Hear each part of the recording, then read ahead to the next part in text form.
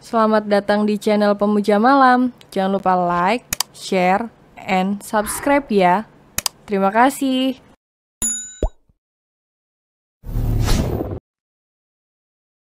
Chapter 7. Emang Om nggak pengen malam pertama sama aku? Setelah memastikan tidak ada siapapun, Pandu segera mengangkat panggilan tersebut. Halo, Om. Bagaimana bisa Om membeli perhiasan milikku yang sudah kujual? Bisakah kamu memelankan suaramu? Ketus Pandu. Om, kok bisa sih beli perhiasan ini lagi? Rahasia berbisik sangat pelan. Bisakah kamu berbicara lebih keras? Omel Pandu. Astaga, laki-laki ganteng, tapi pelin-pelan. Jadi intinya gini ajalah, Om. Aku mau ngucapin makasih udah ngembalin emas pertama yang kubeli dari hasil gaji pertamaku. Aku terharu. Jangan lebay, bentak Pandu kesal. Om kenapa sih sensi mulu sama aku? Makasih banyak Om yang tampan, baik hati, maco, idaman wanita. Pandu tersenyum lebar mendengar gombalan Rahasia. Pipinya bersemu merah, bahkan dia menggigit bibir bawah untuk menahan tawanya. Cie, yang lagi salah tingkah. Pipi bersemu merah, bibir tersenyum lebar dengan gigi putih yang terlihat jelas. Ucapan Rahasia yang meledek membuat senyum Pandu memudar seketika. Siapa yang? Aku mencintaimu, Om. Pandu kembali terdiam. Jantungnya berdebar kencang saat mendengar ucapan cinta dari Rahasia.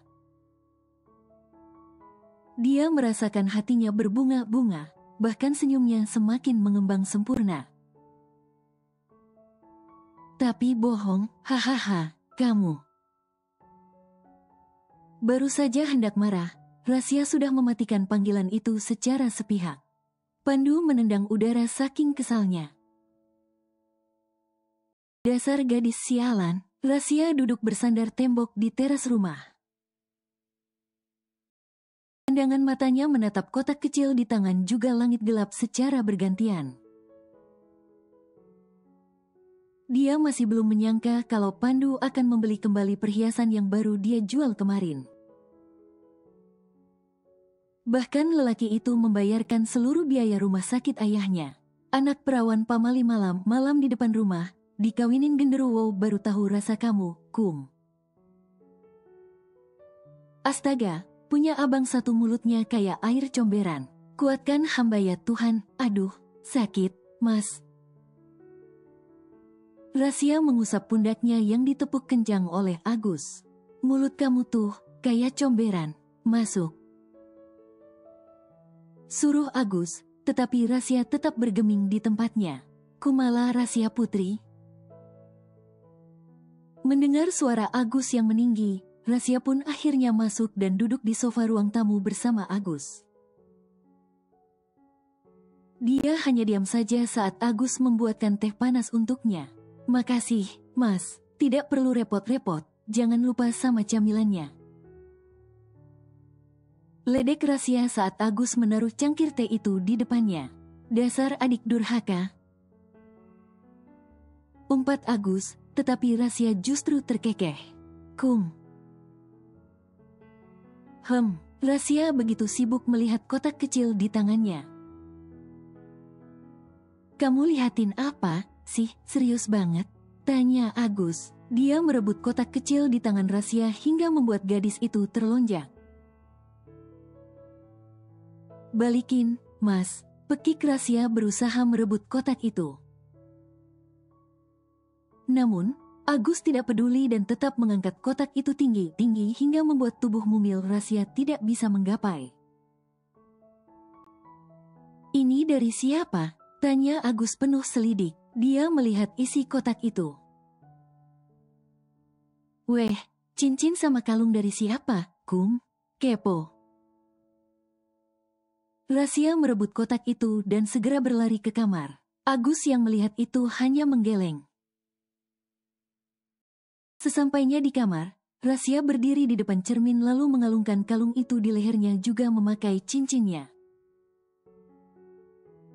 Rasya menghela napas panjang. Besok aku kasih uang 4 juta itu aja deh buat Om Panu. Kasihan dia. Rasya pun merebahkan tubuhnya di atas tempat tidur untuk beristirahat. Keesokan paginya, Rasya dan Agus kembali ke rumah sakit untuk menjemput sang ayah yang sudah diperbolehkan pulang. Dengan meminjam mobil rental, mereka berangkat jam 7 pagi karena masih harus mengurus kepulangan Paijo. Kalian sudah datang? Wajah Paijo tampak sumringah. Bagaimana tidak? 2 hari di rumah sakit membuat lelaki paruh baya itu merasa jenuh. Apalagi dia sudah terbiasa bekerja.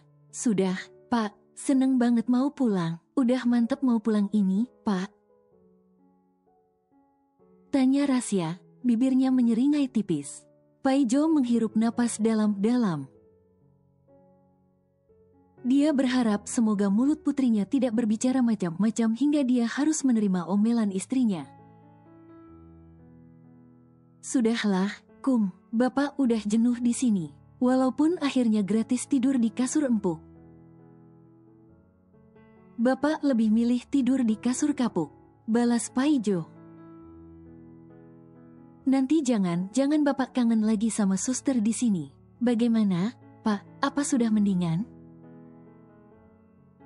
Rasya menggoda dengan menirukan suara perawat yang biasa mengontrol Paijo. Tidaklah, Kum, bagi Bapak tuh, ibumu saja sudah cukup. Elak Paijo, dia melirik istrinya yang mulai memberikan tatapan tajam.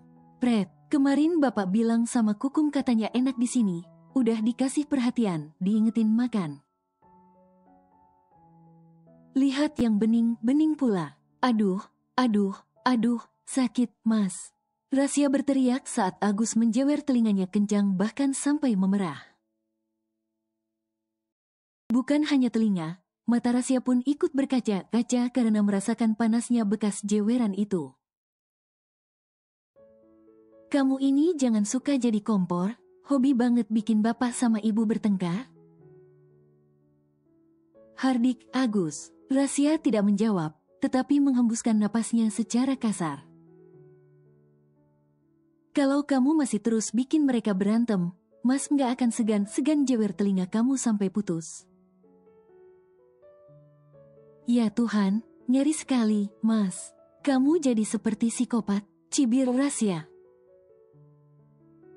Biarin, ketus Agus. Kamu sekali-kali harus Mbak Ajeng. Teriak Rasya menghentikan omelan Agus. Mas tidak bisa kamu bohongi lagi. Kali ini, Agus tidak mau tertipu untuk yang kesekian kali oleh adiknya. Dibilangin nggak percaya. Tuh, Mbak Ajeng datang sama Mas Abrar. Ucap Rasya dengan sangat yakin. Agus pun berbalik dan terkejut saat melihat pujaan hatinya datang bersama kakaknya. Amarah Agus kepada Rasya pun memudar seketika, berganti senyum manis untuk memikat sang gebetan. Cie, enggak usah cari muka gitu. Muka udah jelek mah, bibir senyum semanis apapun bakal tetap jelek. Ledek Rasya diiringi gelakan tawa. Allahu Akbar, Pak, Bu, aku mau ganti adek boleh enggak sih? Tukar tambah aku nambah banyak enggak apa-apa. Daripada punya adek kayak gini modelannya, ucap Agus saking kesalnya. Jahat banget kamu, Mas. Rasya melipat tangan di depan dada dengan bibir mengerucut.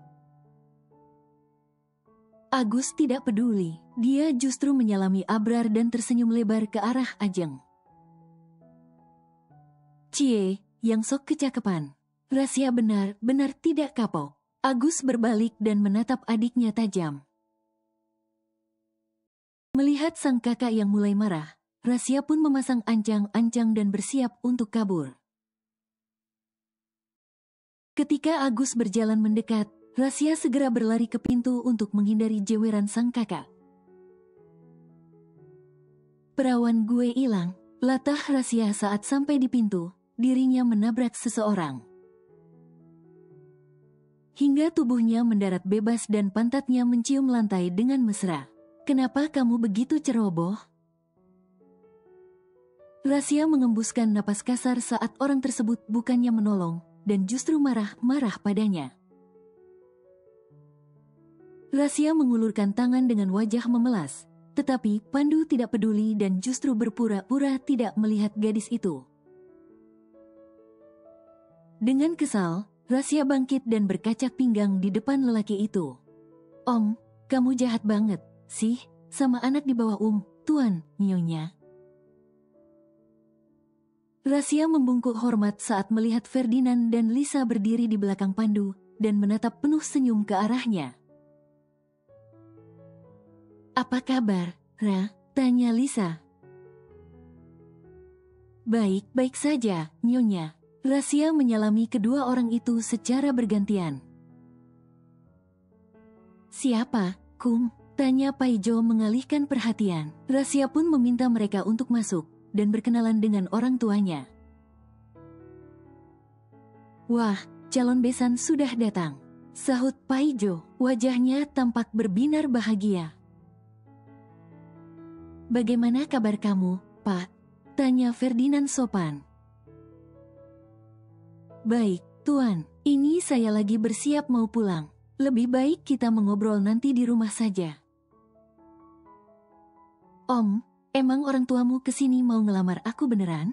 Tanya Rahasia berbisik. Tatapannya mengarah ke orang tua mereka yang sedang mengobrol. Pandu mengembuskan napas kasar. Jadi, kita beneran mau nikah, Om? Tanya Rahasia lagi.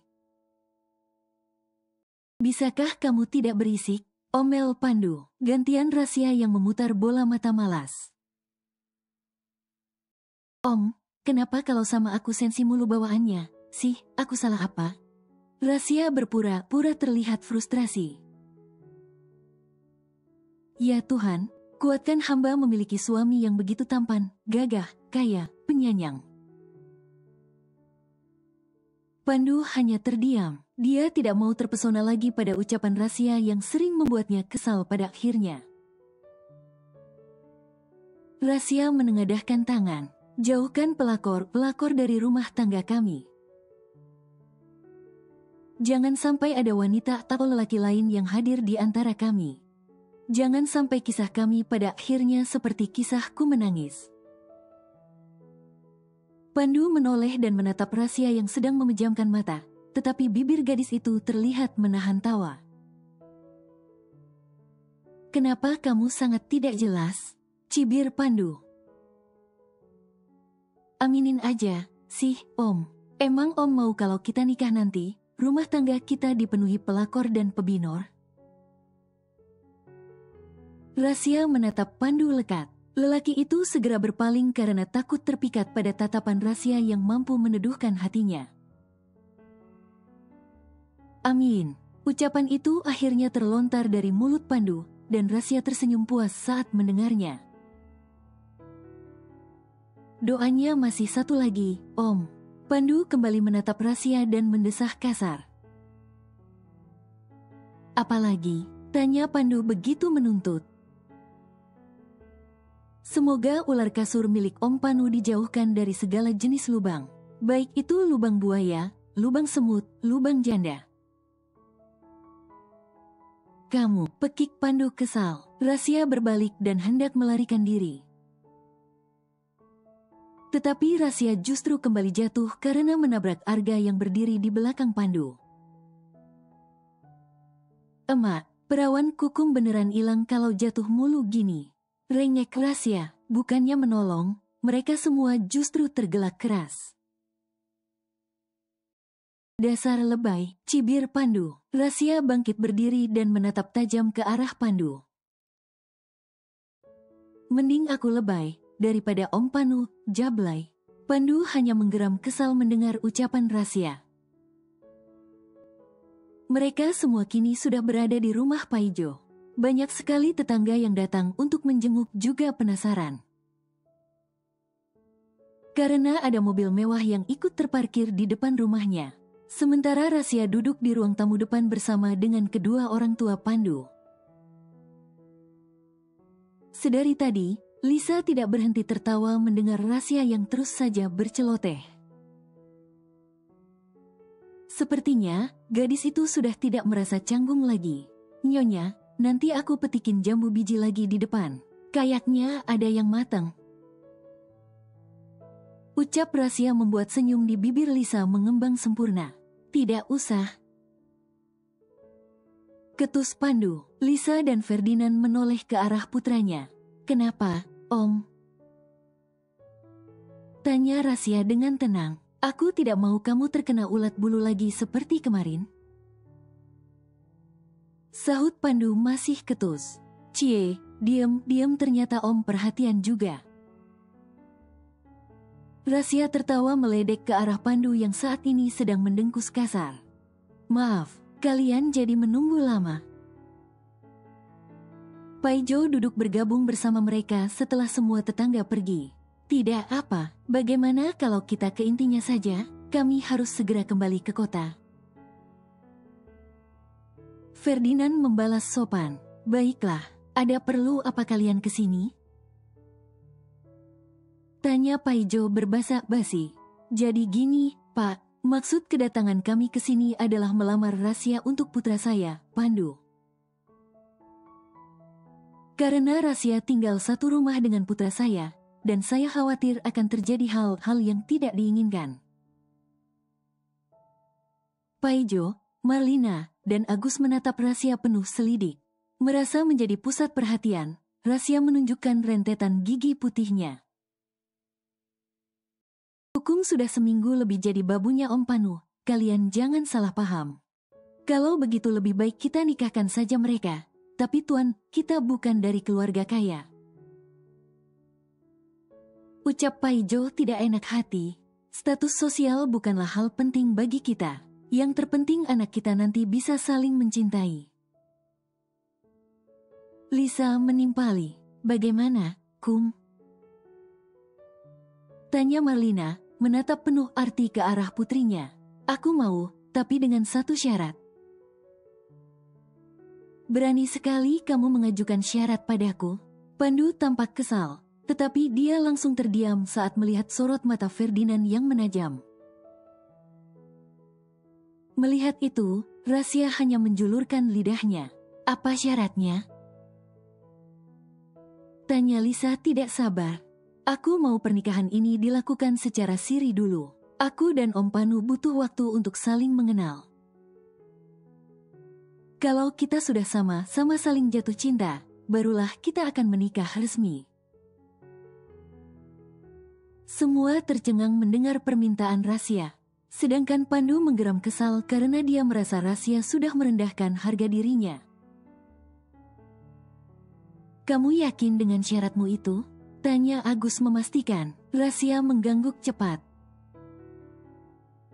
"Baiklah, kita hargai keputusanmu. Kuharap kalian bisa segera jatuh cinta," ucap Ferdinand. Rasya mengamini dengan kencang, sedangkan Pandu menarik sebelah sudut bibirnya tersenyum miring. "Lihat saja, aku akan memberimu pelajaran karena sudah membuat hidupku berantakan. Bisa saja aku akan menghamilimu dan meninggalkanmu begitu saja. Bukankah pernikahan kita nantinya tidak akan tercatat di negara?" Pandu membatin. "Jangan seneng dulu, Om. Aku akan membuat Om klepek-klepek sama aku." Pandu terkejut saat Rasya sudah berbisik tepat di telinganya. Dia merasa heran, sejak kapan perusuh itu sudah berdiri di sampingnya. Tangan Pandu terkepal erat saat melihat Rasya yang sedang terkikik saat ini. "Awas saja kamu, dasar kurap. Saya terima nikah dan kawinnya, Kumala Rasya Putri binti Joko Saifuddin dengan mas kawin tersebut tunai." Suara Pandu menggema di ruang tamu. "Bagaimana saksi? Sah?" "Sah, alhamdulillah." Pernikahan itu benar-benar digelar secara siri. Tidak ada gaun pengantin apalagi pesta mewah. Tidak ada sesi berfoto bersama, hanya foto saat ijab kabul yang diambil oleh Arga secara diam-diam. Namun, bibir Rasya justru tersenyum lebar, berbeda dengan Pandu yang memasang wajah datar. "Kamu akan langsung kembali ke kota atau di sini dulu, Kum?" tanya Marlina. "Om, mau balik sekarang apa besok aja?" Rasya menoleh ke arah Pandu yang sedang menikmati teh panas. "Nanti sore kita langsung balik sama Dedi dan Momi," Pandu menjawab ketus. "Bu, Rasya langsung balik. Nanti kalau pas nggak sibuk, Rasya pulang kampung lagi." Rasya menatap Marlina dan Paijo bergantian. "Baiklah, hati-hati nanti di jalan, Kum. Padahal Bapak masih kangen banget sama anak perawan Bapak satu-satunya." Paijo tampak terlihat sedih. Rasya bangkit berdiri lalu memeluk erat Paijo. "Jangan sedih, sih, Pak. Kukum kan sekarang bisa pulang kapan aja tanpa mikirin uang buat bayar bas." Balas Rasya. Mereka semua terkekeh kecuali Pandu yang memasang wajah malas. "Tapi Bapak masih kangen sama kamu loh, Kum." Paijo memeluk putrinya erat. Sejak kecil, Rasya memang lebih dekat dengannya daripada Marlina. "Atau Bapak mau ikut aja ke kota, tapi nanti jangan kangen lihat bokong Juleha yang lebar sempurna." Seloroh Rasya. Dia tergelak sendiri, sedangkan Paijo ingin sekali menjewer telinga Rasya sampai putus. Setiap kali nama Juleha masuk pembicaraan, Marlina pasti akan mengomel habis-habisan. Aduh, Rasya berteriak karena Agus sudah menjewer telinganya kencang bahkan sampai memerah. "Kenapa kamu selalu bikin orang tua kita bertengkar?" omel Agus. Bukannya menjawab, Rasya justru mendekati Pandu dan memeluk tubuh lelaki itu erat. Tubuh Pandu menegang saat tangan Rasya melingkar di perutnya, apalagi saat Rasya menyandarkan kepala di dada bidangnya. Jantung Pandu berdebar begitu kencang seolah tidak terkendali. Ingin sekali dia mendorong tubuh gadis itu karena takut tidak bisa menahan diri. Tapi dia ingat kalau Rasya sekarang adalah istrinya. "Jantung kamu berdebar-debar ya, Om?" tanya Rasya tanpa melepas pelukannya. "Jangan ngarang." Bantah Pandu berusaha menetralkan suaranya agar tidak terdengar gugup. "Ini kedengaran banget, Om." Rasya semakin menempelkan telinganya membuat Pandu tak karuan rasanya. "Cie, yang lagi dak-dikder, Ser. Aku sekarang istrimu yang menggemaskan, Om." Rasya mengerlingkan sebelah mata untuk menggoda Pandu. Astaga. Pandu hanya mengusap wajah secara kasar. Ingin sekali dia meremas wajah Rasya yang terlihat begitu menggemaskan. Sore hari Rasya benar-benar kembali ke kota bersama dengan keluarga Pandu. Lisa sudah meminta Rasya untuk tinggal di rumah utama bersama mereka. Tetapi Pandu menolaknya dan akan tinggal di rumah pribadi miliknya saja. Lisa dan Ferdinand pun hanya bisa menyetujui. Karena berpikir mungkin pengantin baru itu ingin menikmati waktu hanya berdua saja. Sesampainya di rumah pribadi milik Pandu, Rasya terkejut saat melihat beberapa pelayan berdiri menyambut kedatangan mereka. Namun, Pandu hanya berjalan begitu saja dengan raut wajah datar. Berbeda dengan Rasya yang menarik kedua sudut bibirnya tersenyum ke arah pelayan yang sedang menatap heran padanya. "Ini kamar kamu, Om." Rasya begitu terpukau melihat kamar utama di rumah itu. Kamar yang begitu luas dengan ranjang king size. Tidak terlalu banyak hiasan, tetapi kamar itu terkesan begitu elegan. "Jangan kampungan." Hina Pandu. Rahasia mengembuskan napas secara kasar. Bukannya Om tahu kalau aku ini anak kampung. Rahasia merebahkan tubuhnya di atas ranjang empuk itu. Bangun, jangan mengotori tempat tidurku. Bentak Pandu, tetapi Rahasia justru memejamkan mata dengan santai. Ya elah, Om, pelit amat. Rahasia menjawab santai. Tetapi Pandu tampak begitu kesal. Bangun. Bentak Pandu, enggak mau. Bangun, kurap, enggak mau, Om Panu. Wah, tunggu dulu, Om. Rahasia menginterupsi. Kenapa aku baru sadar kalau nama kita Panu kurap besok kalau punya anak, aku kasih nama Bima Sultan Andaksa. Namanya keren, kan, Om? Pandu terdiam sesaat. Ternyata otakmu sedikit cerdas juga. Puji Pandu. Rahasia menepuk dada dengan bangga. Iya dong, Om. Rahasia gitu. Angkuh Rahasia. Bima Sultan Andaksa kalau disingkat jadi bisulan, jadi pas sama kita. Haha. Astaga, Pandu mengusap dada untuk memberi kesabaran pada hatinya. Sedangkan Rahasia justru tergelak keras karena yakin Pandu sedang sangat kesal saat ini. Setelah ide konyol dari Rahasia yang membuat kekesalan Pandu padanya makin bertambah. Kini, pengantin baru itu tidur dengan posisi saling membelakangi. Meski berada di bawah selimut yang sama, tetapi Pandu menaruh guling sebagai pembatas di tengah. Om, panggil Rahasia. Pandu yang hampir terlelap pun hanya berdeham. Emang Om nggak pengen malam pertama sama aku? Tidak nafsu? Ketus Pandu tanpa membuka mata.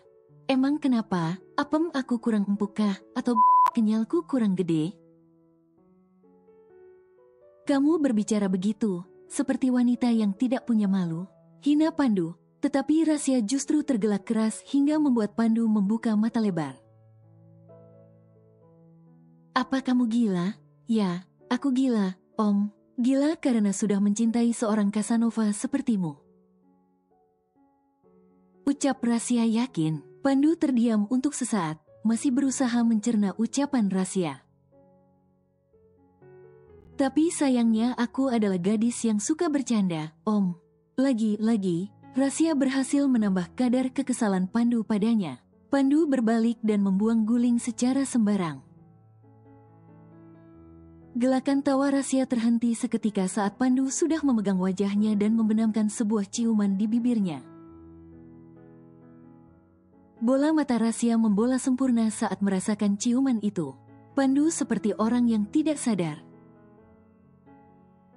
Menggigit bibir bawah Rahasia supaya mulut gadis itu terbuka lalu memasukkan lidahnya mengakses seluruh rongga mulut Rahasia.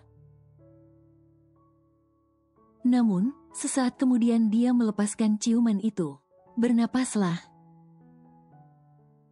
Bentak Pandu. Rahasia menghirup napas dalam-dalam lalu mengembuskan dengan cepat.